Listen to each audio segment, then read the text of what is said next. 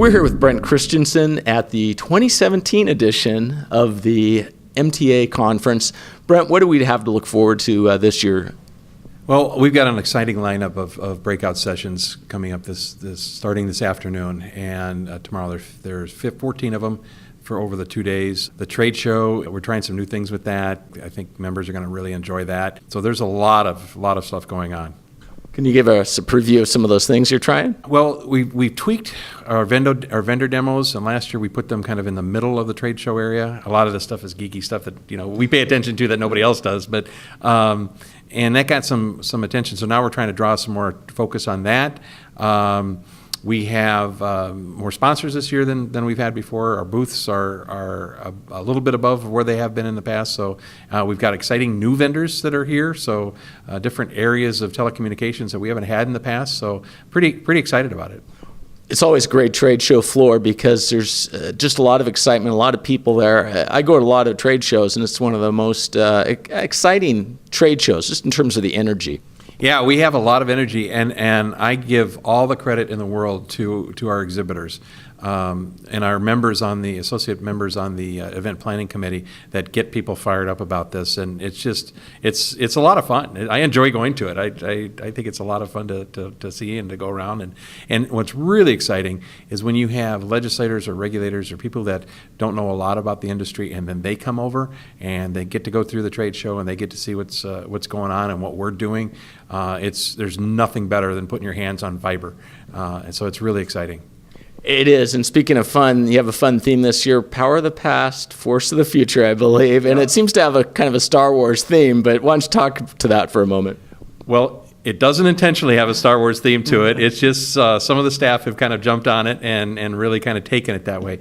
But it really describes our industry and where we are today. I mean, we have a lot of power in our past. We have, a lot of our history and a lot of our experience are the reason that we're able to deploy broadband in rural Minnesota. And then, we're the force of the future. We're the ones that are getting it done. MTA member companies are the ones that are going to get broadband border to border in the state of Minnesota, bottom line.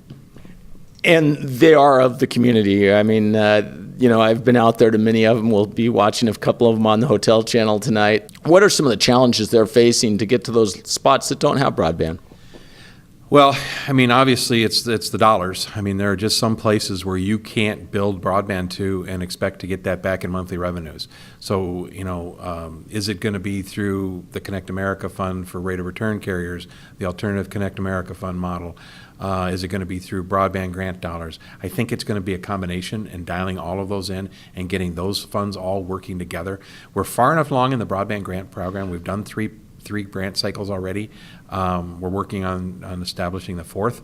So we've got history there. We know what's working. It truly is, thanks to the Office of Broadband Development, it truly is going to unserved areas and getting out there.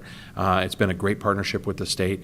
And so we're working on dialing those in and dialing that stuff in so that we can maximize those dollars, both federal and state, and make sure that we get border-to-border broadband in Minnesota.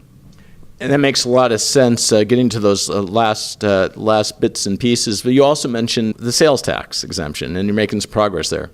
Yes, we have a couple bills that we've been moving through the legislature this session, and the big one is one we've been working on for several years, and that's a sales tax exemption on fiber, conduit, wire, poles, and cable. And last session, it got stripped down to just fiber and conduit. It didn't make it into the tax bill. This year, all 5 items are in the tax bill. In the House version, we haven't seen the Senate version yet. So it has been included. So we're moving through the process, and hopefully we'll get a tax bill that gets signed by the governor. And it just doesn't make sense. You pay 7% sales tax on fiber and conduit, and particularly if you're a broadband grant winner. So you get money from the state to build broadband, and then you got to pay it back to the state in sales tax. I mean, it just doesn't make sense. So I think that message has resonated this session, and so I think hopefully we're going to be successful. Yeah, it seems like an unneeded friction point there. It really is. When you think those are the only 5 things that you have to pay sales tax on in the telecom industry, I mean, for capital equipment expenditures, it just doesn't make sense. Now, looking, kind of nationwide, there's been a change in administration, new FCC. From a state perspective, any thoughts on the opportunities there for your members? You know, the MTA has weighed in on a few things at the FCC level. We've sent a letter to Chairman Pai's office urging him to fully fund ACAM and the rate of return.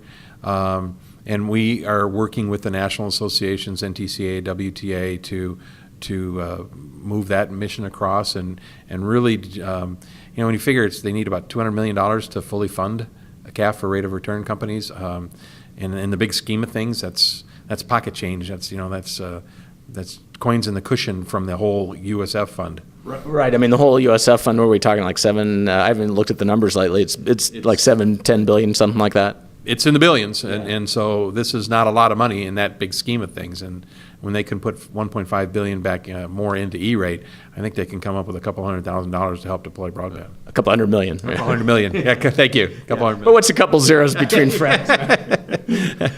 Pretty soon it actually starts to turn into real money, as they used to say. But well, Brent, any closing comments here on the hotel channel? We're just excited that everybody's here. We hope that they enjoy it and they find it beneficial. There are surveys that come out after the session, and we really use those surveys to decide what the program and content's going to be from year to year. So we need people to fill that out, and we're glad you're here. Thank you for being here.